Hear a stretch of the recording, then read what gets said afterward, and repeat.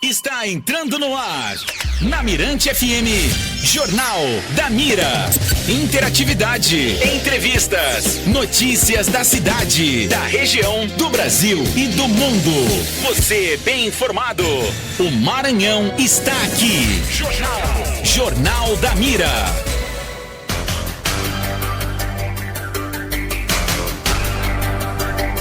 Boa tarde no Maranhão, 12:03. Boa tarde, Cabalau. Boa tarde, Gleidson, e você que começa a semana aqui conosco no Jornal da Mira. Muito obrigado por sua companhia. Você pode acompanhar a gente através do aplicativo da Mirante FM, que é o ícone laranja. Baixe de graça para o seu celular ou tablet e acompanhe a gente, além de áudio, também em vídeo pela internet. A gente espera também sua participação pelo WhatsApp. Anota o número, código de área 98, número 99161-9696. Vamos aos destaques desta segunda-feira, dia 5 de fevereiro. O Congresso retoma hoje trabalhos após recesso que começou no Natal. O Congresso está preocupado com a sucessão na Câmara. A Câmara de Vereadores de São Luís também voltou aos trabalhos hoje. Ministra da Saúde se reúne com governadores hoje para discutir o combate à dengue. Começa hoje o julgamento do jogador Daniel Alves. Sampaio vence Motoclube e mantém viva a disputa pela liderança do Campeonato Maranhense. Essas e outras notícias a partir de agora aqui no Jornal da Mira. A fome apertou? Então pinta no mercado de Minas. O melhor da culinária maranhense e mineira para você se deliciar. Que tal um torresmo de barriga, frango com quiabo, feijão tropeiro, tutua mineira? Lembrando que nos feriados, fins de semana, também ainda tem mocotó, feijoada, rabada. Além do restaurante, também é empório, tá? Você encontra balas, queijos dos mais variados, salames, cafés, petas, biscoitos, doces, empório, restaurante e também bar. Tem promoção para você, fim de semana, a partir de quinta-feira já tem happy hour, quinta-feira também tem o rodízio de caldos, tem promoção no chopp, na caipirinha. Quinta você também no Mercado de Minas, tem as sobremesas, que são um show à parte. Mercado de Minas, Ceasa, Ponta da Areia e Coama.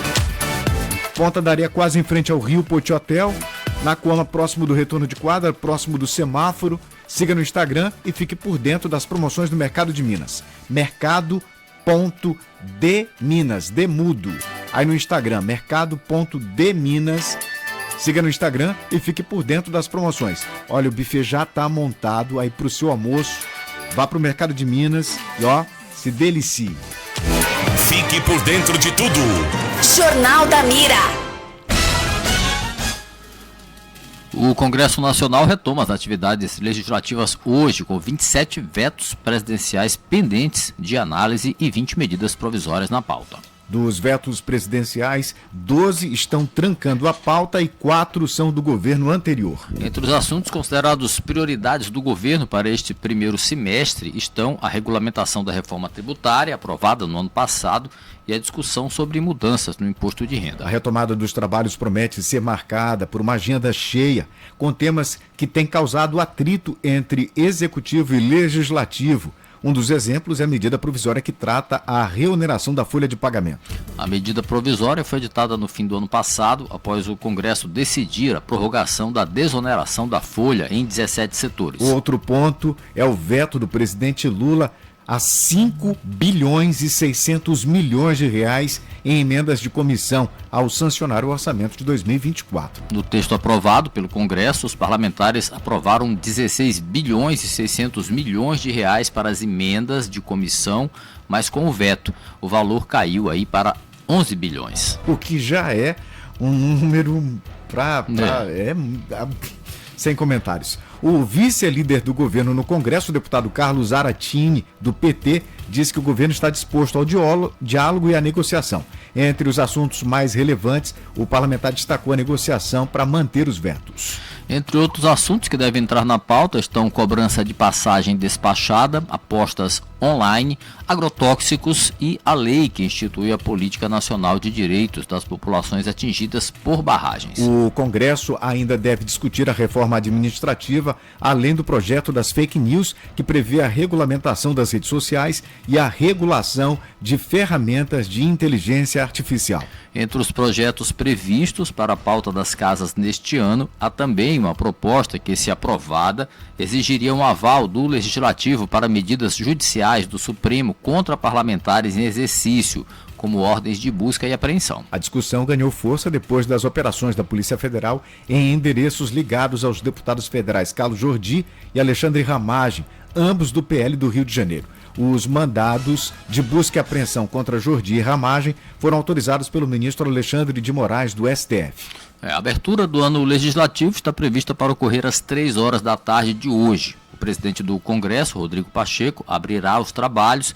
Apesar de não estar prevista a presença do presidente Lula, o presidente do Supremo Tribunal Federal, Luiz Roberto Barroso, deve comparecer. E André Sadi comenta mais sobre a abertura, o retorno aí do Legislativo hoje. André Sadi, da Globo News e da Rádio CBN. Andréia, muita gente ainda queria que começasse só depois do Carnaval aí o ano letivo. Muitos deputados e senadores, mas oficialmente retoma hoje.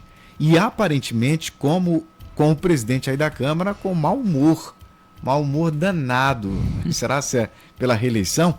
Explica como é que está esse ânimo para o início dos trabalhos, André.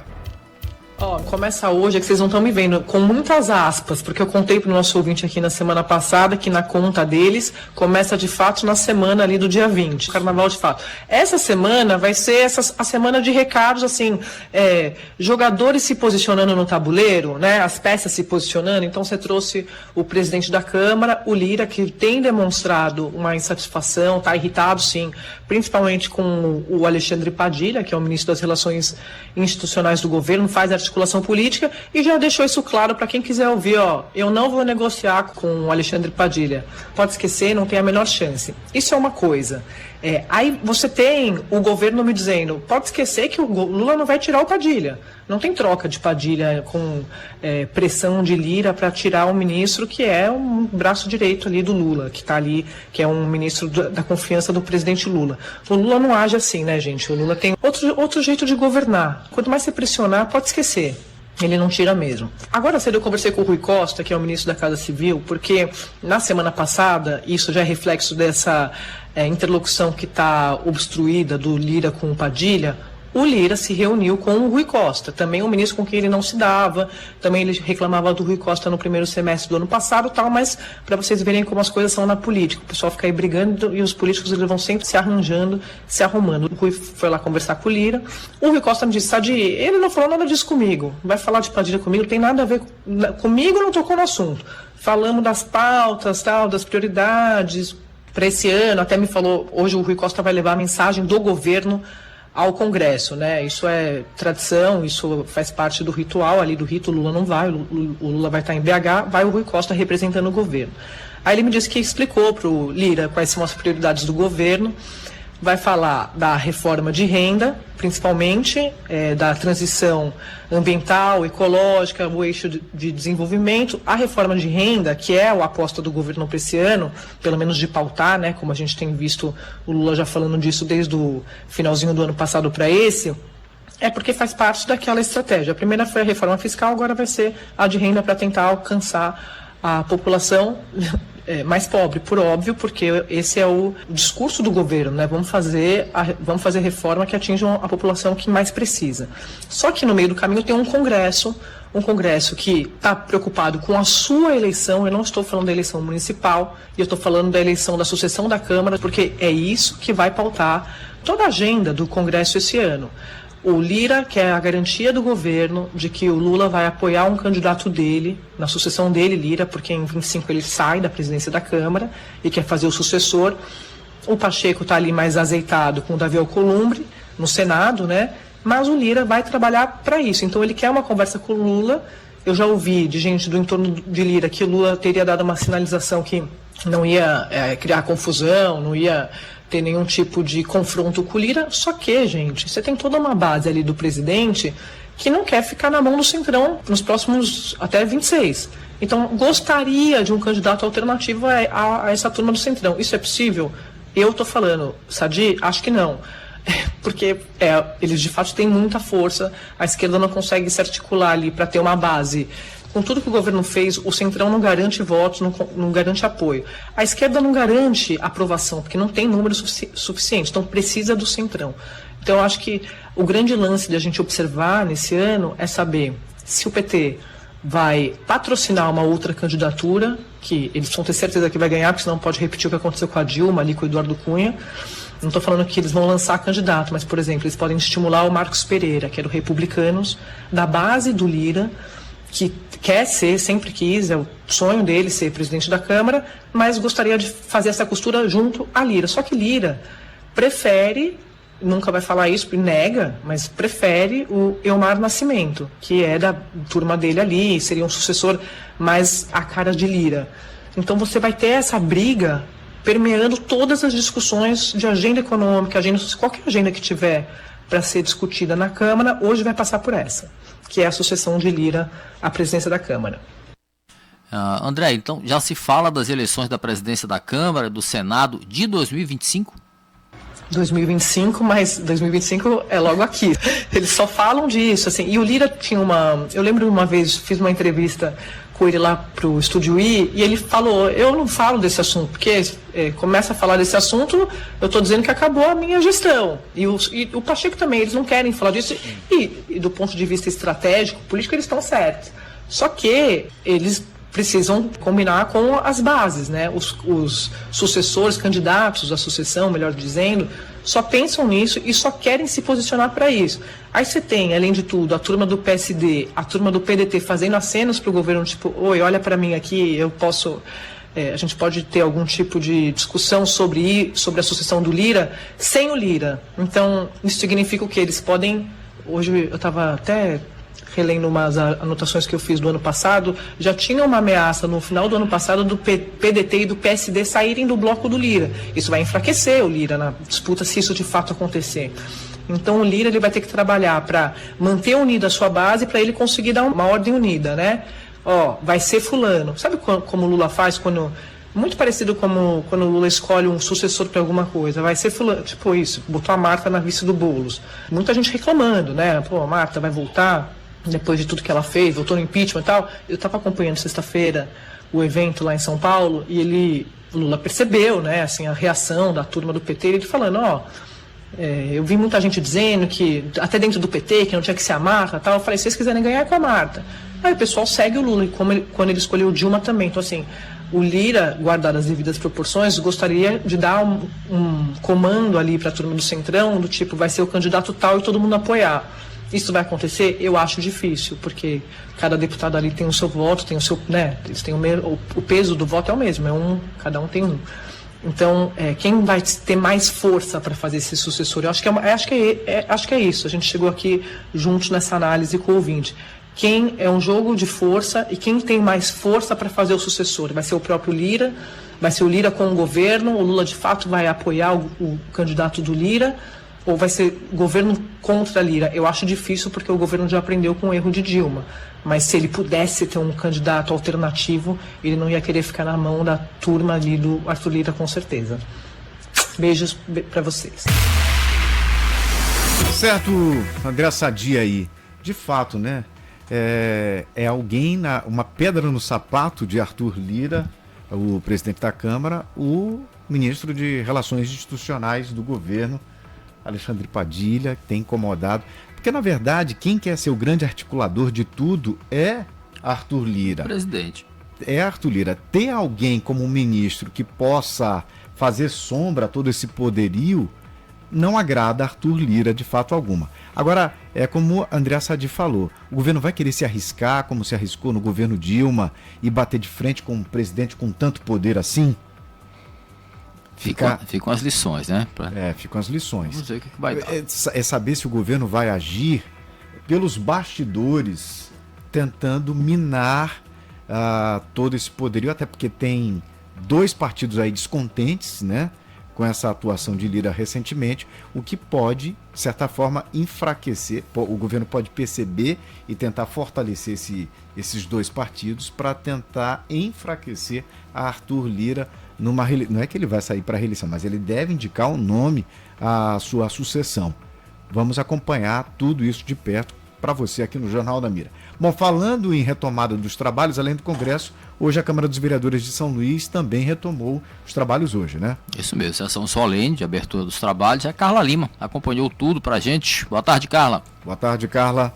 Boa tarde, Gleidson. Boa tarde, Cabalau. Boa tarde, ouvinte do Jornal da Mira. Pois é, teve a reabertura dos trabalhos, ali encontro de autoridades, né? Faltaram 8 vereadores dos 31, não compareceram à sessão. Estiveram lá governador Carlos Brandão, isso desde quando o Paulo Vitor assumiu a presidência da Câmara, ele vai em abertura e reabertura dos trabalhos, é a segunda vez, então, que ele está indo. O vice-governador Felipe Camarão também esteve por lá, o Paulo Velter, presidente do TJ, e outras autoridades, né? Claro, mais uma vez, o prefeito Eduardo Braide não compareceu. O Eduardo Braide, que é do PSD, eu não lembro qual foi a última vez que o Braide esteve na Câmara. Acho que foi na abertura, foi quando ele assumiu, né, a Prefeitura de São Luís. De lá para cá, nunca mais. Manda sempre seu representante, o secretário municipal de articulação política, o Márcio Andrade, que comanda o PSD aqui em São Luís. Então, sempre a ausência dele, sem mensagem também.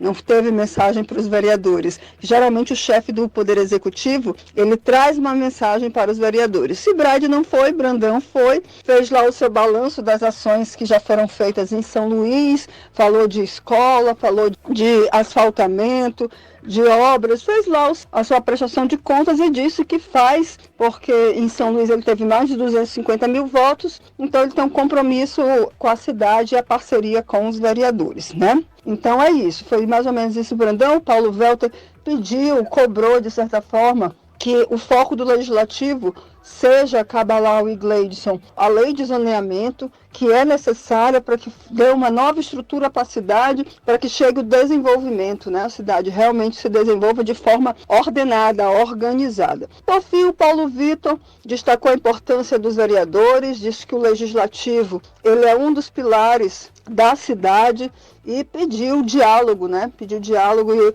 eu interpreto como o diálogo não somente internamente ali entre os vereadores, mas também com a Prefeitura de São Luís. Por fim, os vereadores voltam ao trabalho em um ano eleitoral e a gente sabe que um ano eleitoral e uma casa legislativa em que todos os membros são candidatos à reeleição, sabe que talvez não seja de muito trabalho dentro da Câmara, mas mais para fora para poder conciliar aí trabalho de vereador com campanha política, mais ou menos assim. Então acredito que aquele chamado recesso branco aqui, entre aspas, seja mais uma vez normal, não é normal não, comum, não é normal faltar o trabalho para fazer campanha, mas o comum neste legislativo e em tantos outros, né? A Assembleia Legislativa é assim, Câmara dos Deputados, Senado, é sempre assim, sempre reduz o número de sessões por conta da campanha eleitoral. E por fim, pessoal, vale lembrar que a Câmara ela tem um processo na Comissão de Ética contra o vereador Domingos Paz, acusado de assédio sexual contra uma menor. Pouquíssimo se avançou ano passado nessa Comissão de Ética, mas ano passado o Aldir Júnior, que é do PL, vereador, que é relator desse processo na Comissão de Ética, garantiu para mim que iria colocar realmente o trabalho para funcionar, mas chegou logo o recesso e claro que cessou. Mas a gente vai estar aqui cobrando para saber como é que estão os trabalhos na Comissão de Ética, tá bom? Gente, eu fico por aqui. Uma boa tarde para vocês. Até amanhã. Tchau, tchau. Valeu, Carla. Obrigado. A política sentiu a falta do prefeito Eduardo Braide na retomada dos trabalhos da Câmara de Vereadores de São Luís. Mas também há de se lembrar, né, que não teve uma relação assim tão... Não tem clima, né? Tão amigável nesses últimos tempos.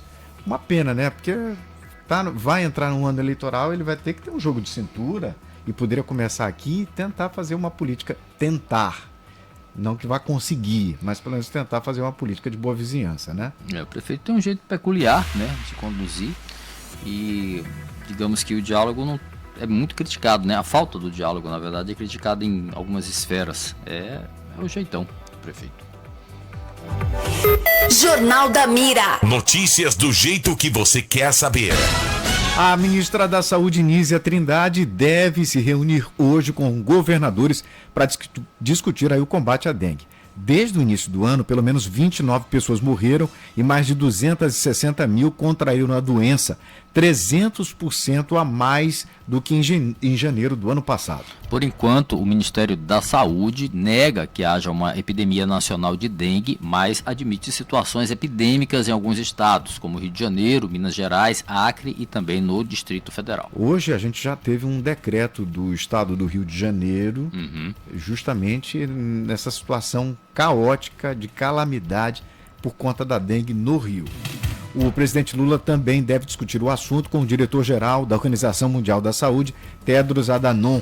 Ele virá ao país para o lançamento de um plano de eliminação de doenças como tuberculose, malária e AIDS. No fim de semana começou a funcionar em Brasília o Centro de Operações de Emergência contra a Dengue, que vai traçar estratégias de combate à doença. O Ministério da Saúde começa a distribuir nesta semana as vacinas contra a dengue para mais de 500 municípios dos 16 estados com mais casos da doença. Por enquanto, o imunizante só será aplicado em crianças e adolescentes de 10 a 14 anos. E vamos fazer nossa parte. Você aí na sua cidade, não deixa água acumulada.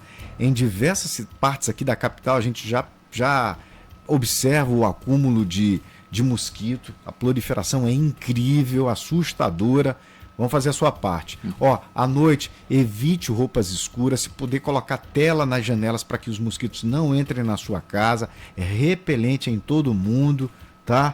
E durante o dia, vamos manter o quintal limpo, evitar água acumulada para não ter ainda mais problemas no futuro. É tá isso bom? mesmo, dá aquela checada na calha do telhado, que muitas vezes você não enxerga, e como está um período chuvoso, acaba ficando ali pequenas poças d'água nas próprias calhas. Dá uma olhada também nos vasos de planta, em algumas plantas como bromélia que também acumula água. E claro, a gente tem aquele problema do descarte irregular de lixo na cidade, e também a coleta irregular também, que muitas vezes acaba acumulando lixo aí nas ruas, nos terrenos baldios, e prato cheio para os mosquitos, né? Daqui a pouquinho a gente tem as informações policiais com o Ismael Araújo, já aqui no Jornal da Mira. Participe do Jornal da Mira pelo WhatsApp 98 99161 9696. O Nicolas, lá do Rio Grande, zona rural aqui de São Luís, está perguntando se vai ter greve de ônibus amanhã.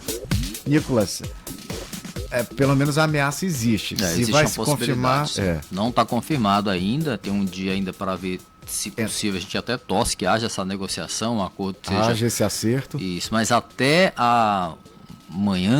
esta manhã de hoje, o sindicato dos rodoviários ainda afirmava e confirmava a greve para amanhã, sim, mas ainda não é certo, porque ainda existe um dia todo aí para correr e negociações podem ser feitas. O Ministério do Trabalho pode entrar nesse circuito e tentar viabilizar um acordo. Mas você segue acompanhando que a gente vai, ao longo da programação da Mirante, mesmo à noite, falar mais ainda, você vai ouvir mais sobre o assunto aqui, tá bom? Mas, por enquanto, ainda permanece a ameaça de greve para amanhã, tá bom, Nicolas?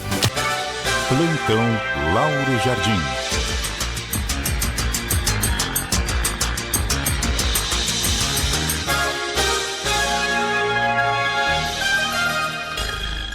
Lauro, o que você apurou a propósito daquela delação esperada aí do Rony Lessa?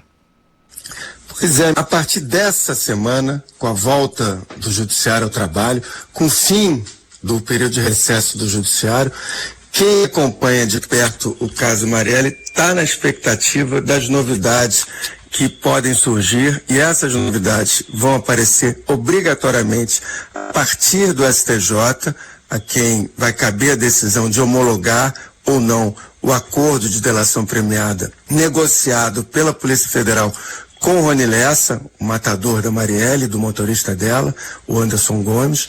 O relator do processo é o ministro Raul Araújo.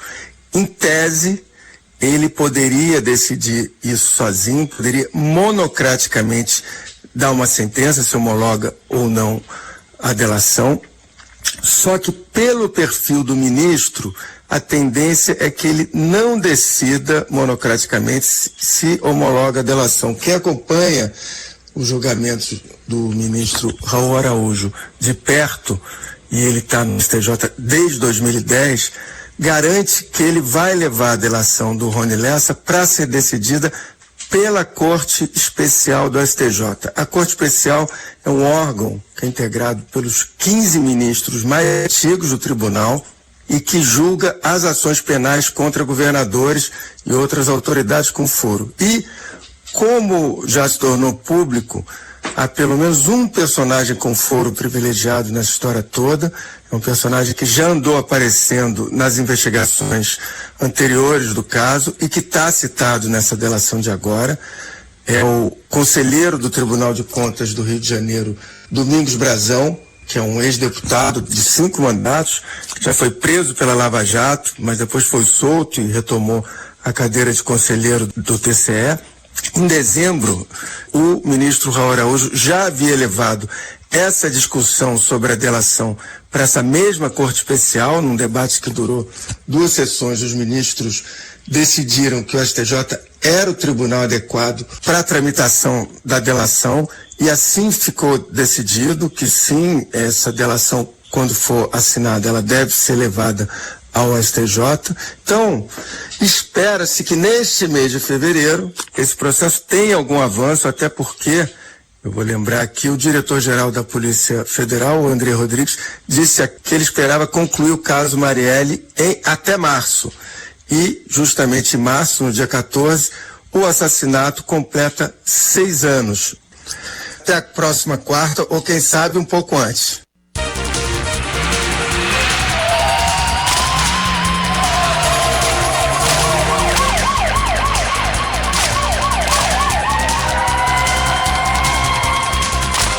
Plantão policial.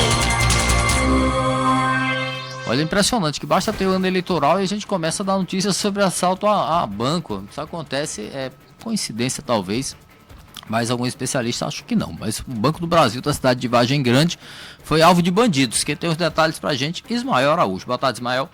Boa tarde, Cabalau. Boa tarde, Gleidson Botelho, ouvintes da Mirante FM. Pois é, o Banco do Brasil da cidade de Vargem Grande, interior do Maranhão, foi alvo de criminosos novamente. De acordo com a Polícia Militar, na noite do último sábado, o vigilante que estava de plantão nesta agência percebeu passos no teto e efetuou tiros. Então, os criminosos, ao observar que já tinham sido vistos pela polícia, fugiram do local. A Guarda Municipal foi acionada, como também os militares. Eles realizaram rondas na localidade, mas não conseguiram prender os suspeitos, mas ainda encontraram uma mochila em que havia ferramentas dos criminosos. Vale frisar que na última quinta-feira, essa agência teve o vidro quebrado da frente por um criminoso que ainda conseguiu furtar um saco de moedas. A polícia foi acionada e conseguiu prender esse suspeito em flagrante e levá-lo até a delegacia dessa cidade.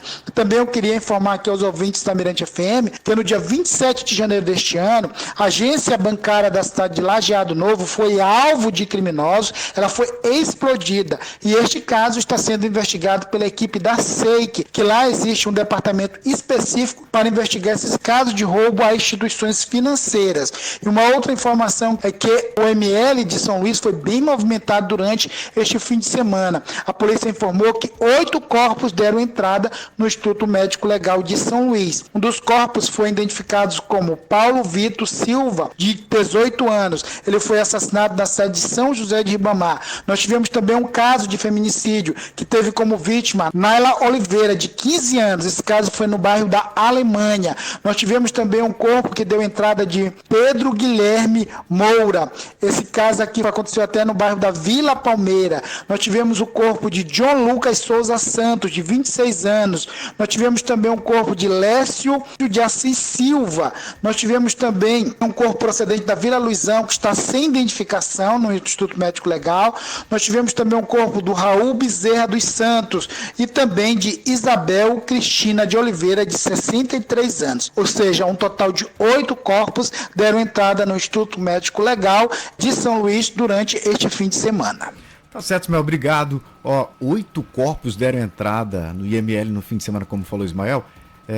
Traz uma outra lembrança aqui pra gente, que foi feita uma campanha, inclusive quarta-feira, depois de amanhã, o Hemomar vai estar na Refesa, é que diminui a quantidade de doadores nesse período e aumenta a necessidade de bolsas de sangue para esse período carnavalesco. Então, se você puder, tá? Fica a dica, quarta-feira, depois de amanhã, dia 7, de 9 da manhã até as 17 horas, até as 5 da tarde, na Refesa, o Hemomar vai estar com uma unidade avançada lá na região. Então, se você puder, na quarta-feira, vamos fazer a nossa parte, né? Tá? Vamos contribuir, vamos colaborar. Vamos seguir aqui com o Jornal da Mira. Começa hoje na Espanha o julgamento do jogador Daniel, acusado de estuprar uma mulher de 23 anos em uma boate de Barcelona. O Ministério Público pede 9 anos de prisão para o atleta, que está preso há 1 ano. As sessões terão o depoimento de Daniel Alves e de 28 testemunhas que estavam na boate na noite do suposto estupro, 30 de dezembro de 2022. A vítima não irá ao julgamento para que a identidade seja preservada. As audiências devem durar 3 dias e ainda não há prazo para que a sentença seja anunciada. Até lá, Daniel Alves continua na cadeia. O jogador alega ter tido uma relação consensual com a jovem, mas já mudou 5 vezes de versão sobre o episódio. Aí fica difícil, né? Essa mudança de versão acaba conspirando, né, contra o próprio jogador. Fica difícil, assim, tentar acreditar. Bom, a gente vai acompanhar e amanhã a gente deve ter mais detalhes também de toda essa situação. Participe do Jornal da Mira pelo WhatsApp 98 99161 9696. Boa tarde, galera do Jornal da Mira. Eu queria fazer uma pergunta para a área política, se ainda não entrou no ar e se for entrar. É que o prefeito Eduardo Braide, ele deu agora para fazer matéria dizendo que quando os falam, ele trabalha. Mas ele não foi eleito para trabalhar, ele não foi eleito para fazer o que ele tem que fazer, cuidar da população, botar hospital, fazer obras. Só que ele tem que começar a parar de asfaltar só o lado do Calhau, do Vinhais, do Araçagi, da Coama. Ele tem que asfaltar os bairros periféricos, que esses sofrem durante todo o ano. E ele não tem que dizer que as pessoas estão falando mal enquanto ele trabalha. Ele tem que trabalhar, ele foi eleito para isso. Agora não pode trabalhar só em época de eleição, né? Para se reeleger mais 4 anos e deixar a cidade acabada. Beleza que trazer banda para carnaval é bom, fomenta emprego e renda, mas não dos valores absurdos que está sendo aí, né? Valores caríssimos que o que ele gasta com um cantor desse, ele pode fazer 2 hospitais, ou ele pode asfaltar 20 comunidades. O Denis Guterres, aí se ainda tiver alguma coisa na área da política. Com Tiago Bastos. Hora do esporte, o Sampaio venceu o Motoclube no Superclássico, que valeu aí a 6ª rodada do Campeonato Maranhense. Boa tarde, Tiago Bastos, quais os detalhes?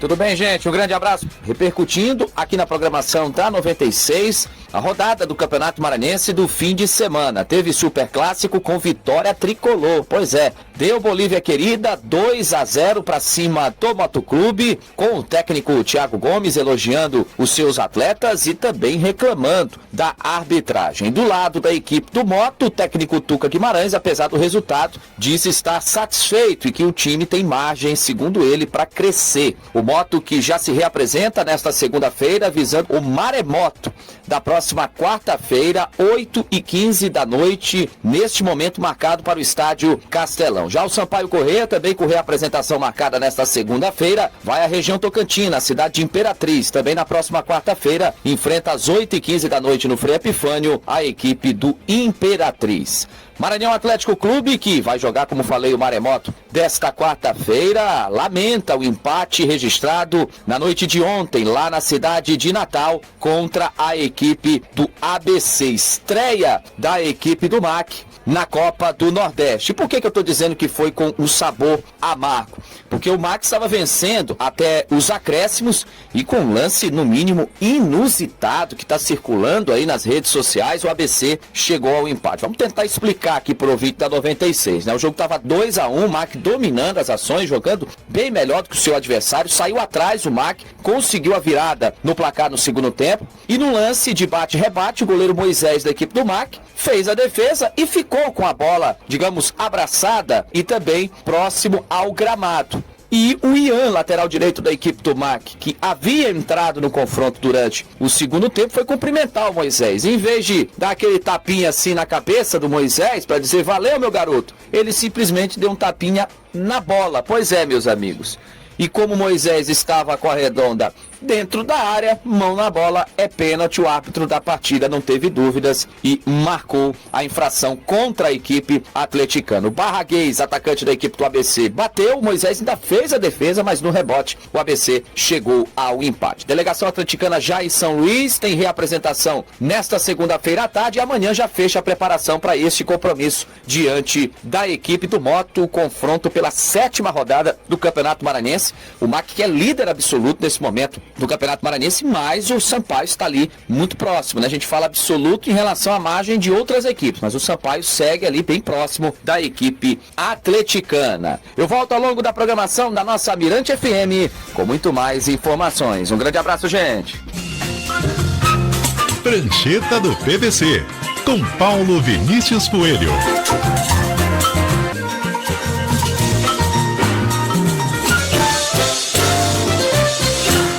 O PVC gravou a participação dele hoje e comenta a vitória aí nos pênaltis do São Paulo sobre o Palmeiras, com as duas torcidas lotando o Mineirão aí na final da Supercopa. PVC.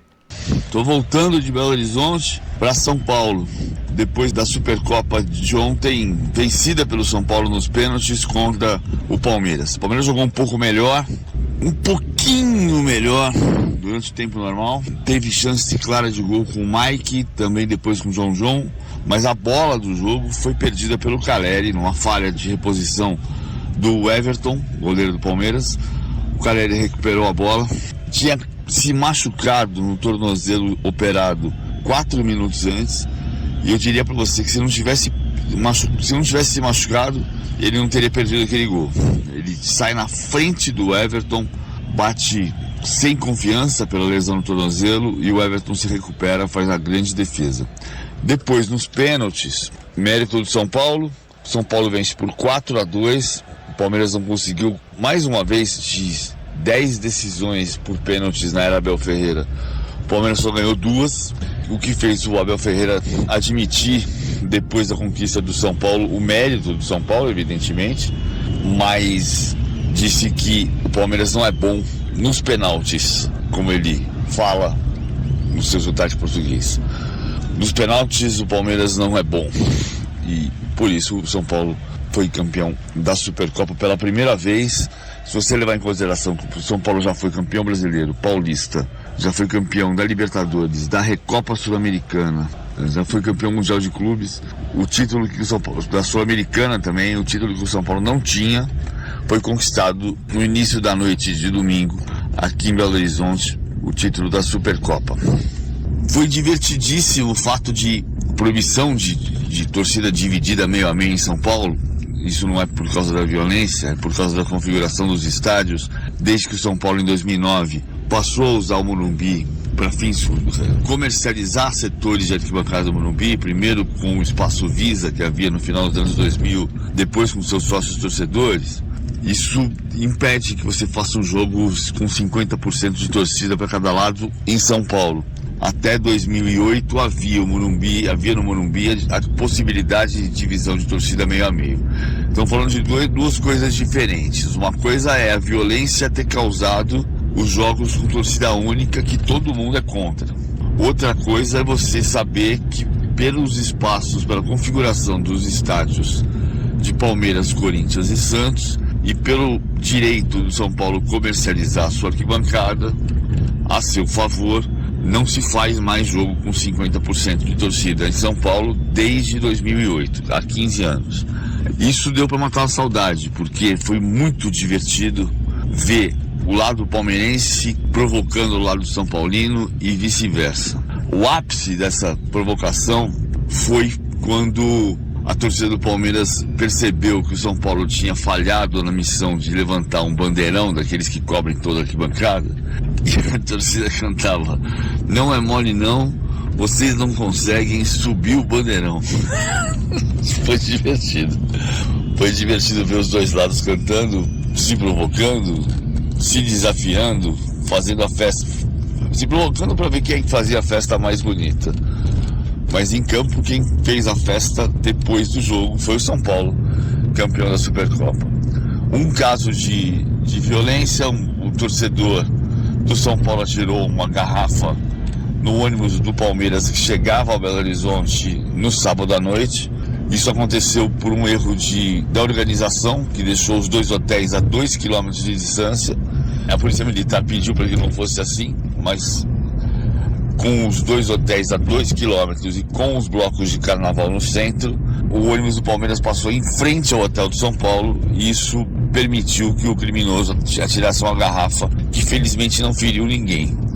Ele foi detido e teve a fiança definida em R$3.000. Foi o único episódio de violência registrado no final de semana em Belo Horizonte. Fora disso, fora a Supercopa, o final de semana foi o fim de semana de mostrar que o futebol brasileiro ainda tem muito equilíbrio, né?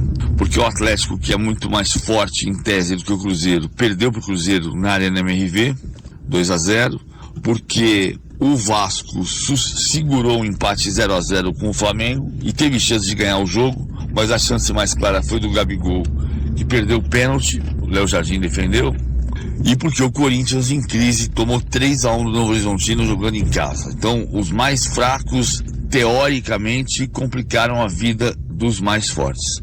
Uma última notícia importante que vai circular nas próximas horas: Rodrigo Caetano vai aceitar a proposta da Seleção Brasileira e será o novo diretor executivo da Seleção Brasileira.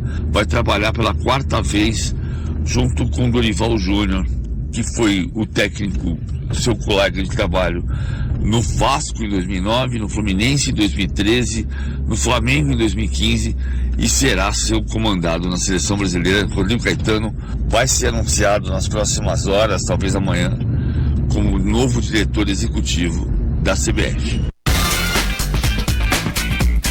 Perfeito, valeu.